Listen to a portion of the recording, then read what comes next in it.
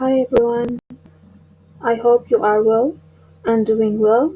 Today we are going to study formalism and new criticism. What is Russian formalism?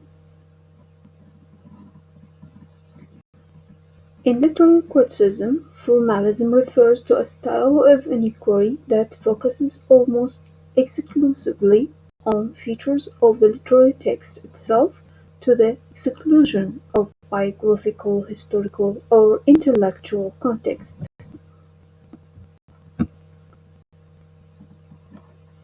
Formalism derives from one of the central tenets of formalist thought, that is, the form of a work of literature is inherently a part of its content, and that the attempt to separate the two is fallacious. Formalism strives to force literary work to stand on its own. People, the author and the reader, are not considered, so the work can be analyzed as a separate, independent entity. A formalist approach studies a text as only a text, considering its features like literary devices in an isolated way to reveal what the text means. Formalists focus on the facts of a text because they want to study the text. Let us have an overview of this school.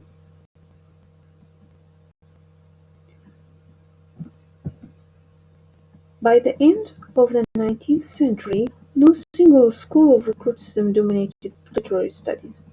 Prior to this period, biographical, historical, moral, and philosophical criticism were there.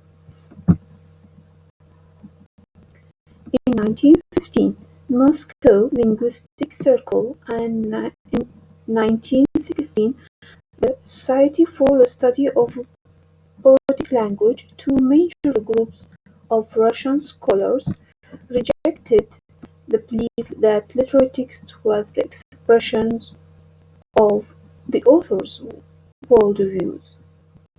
And for that reason, this school is called Russian formalism because these two schools were from Russia.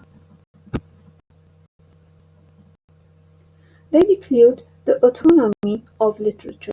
Literature should be investigated as its own discipline, not a platform for discussing religion, sociological, historical, or philosophical ideas.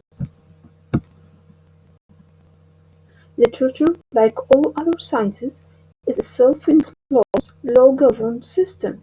To study literature is to study its linguistics and structural features, or its form. Thus, we call this school formalism. Literary study should analyze the literary and artistic devices that the writer manipulates to create a text. The formalist's chief focus the examination of a text literalness, language used in the text. So this is the important thing, the text literalness, which is meant to be the language used in the text. Through imagery, syntax, rhyme scheme, paradox, irony, and other devices, literary language identifies itself as a deviation from everyday speech pattern and produces the defining feature of literalness, that is called defamiliarization. Plot, for example, is a literary device used to transform a real story into prose using techniques such as suspense and flashback to create defamiliarization. To study a literary text is to study its form and incidentally its content. Form is superior to content. In 1930, Russian formalists were disbanded by Soviet government because they refused to view literature from Stalinist regimes' political and ideological perspectives. Foremost critical questions. These are most important questions to be taken into consideration, which is how is the work structured or organized? How does it begin? How does it end? What is the work plot? How is how is its plot related to the structure? How are the parts related to one another?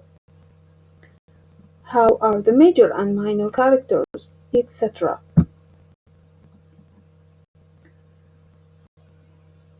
British and American New Criticism, often paired with Russian formalism because they use similar terminology. New Criticism has its own history on Great Britain and the United States, dominated by British and American criticism from 1930s to 1940s. In 1940, two Russian formalists, Roman Jakobson and René Willich, participated in New Criticism and bring ideas of Russian formalism to new bring new ideas of Russian formalism into New Criticism principles. New Criticism provides readers with a formula for arriving at the correct interpretation of a text, for the most part using only the text itself to uncover the text's hidden meaning. To a literary break is to engage oneself in an aesthetic experience that can lead to truth, the effect produced on an individual when contemplating a work of art. The critic's jobs are: number one, to ascertain the structure of the poem; two, to see how it achieves unity; and three, to discover how meaning develops from the poem itself. The chief characteristic of the poem is coherence or interrelatedness. All parts of a poem are necessarily interrelated, with each part reflecting and helping to support the poem's central idea. New critics search for the meaning within the text by finding the tension and conflict called ambiguity by new critics that must eventually be resolved into a harmonious whole. The critic's job is to explain the various apparent conflicts and tensions that we call ambiguity within a poem, and ultimately to show that the poem has organic unity or interrelatedness, showing that all parts are interrelated.